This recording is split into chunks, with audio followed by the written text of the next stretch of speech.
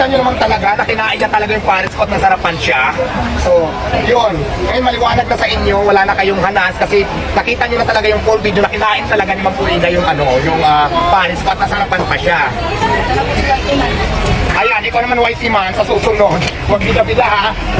Kailangan pag nag-upload, hindi yung very lang, negative vibes lang yung pinapakita mo. Dapat to fair sa lahat. Dapat kung ano yung nakita mo, i-upload mo lahat.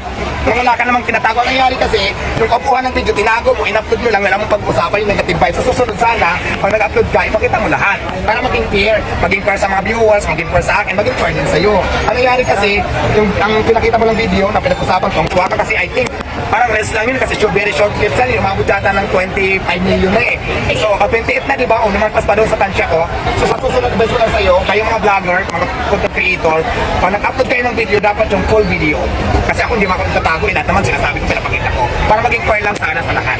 So, ayan, diba? Naniwala ka lang yung sarapan siya sa Paris ko kasi nakita ko talaga, kinain niya. Naku, lalo na siguro ngayon, pag natikman ni Ma'am Purina yung mga bagong menu ko, yung Diwata Paris Classic, Diwata Paris yun, yung dito sa Quezon City, kasi mas in-improve ko talaga lalong pinasarap.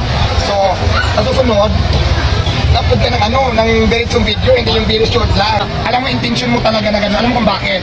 Naalala mo yung caption ng post mo?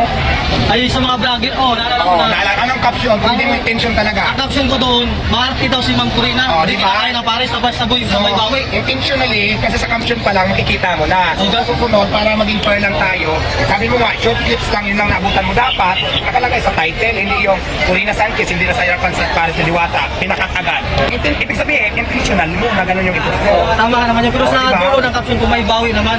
Si Ma'am Purina, maarte daw di kumakain ng Paris de Diwata. Sa dulo ng caption ko, nilagyan ko ng ito ang patunay na nasarapan si Ma'am Purina sa Paris de Diwata. Ibig sabihin, 50-50 lang yung caption ko. Parang clickbait lang yung unang caption, tapos din ko Magaling. Naniwala ba kayo? Kasi nga, kaya din nag-react yung tao dahil nga dun sa video mo. Kaya sa video ako mo eh. kasi. Ako naman personally, hindi naman ako galit sa'yo. Gusto mo nga yun, di ba? Katagandaan na naman. Kaya namin naman iiyak.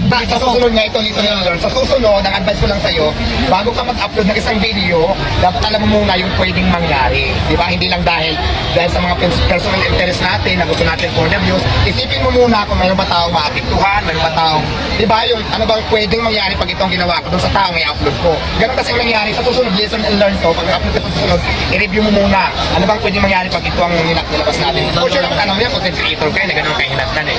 So, ayun, pasensya na ito sa nangyari. Yan.